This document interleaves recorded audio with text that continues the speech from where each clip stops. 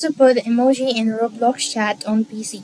Hi everybody, welcome back to our channel. In this guide, I'll walk you through the steps on how can you put emoji in Roblox chat on PC. To do it so, you want to actually open up the game where you actually want to put the chat. And what next you need to do is you simply want to go ahead and click on the chat icon in the top right corner of your, in the top left corner of your screen.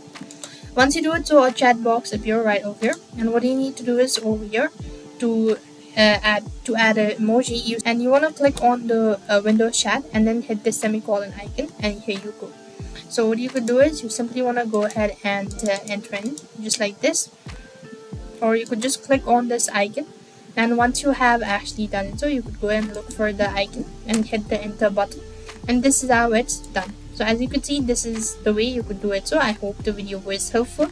Make sure to like, share, and subscribe to our channel. Thank you for watching. See you in the next video.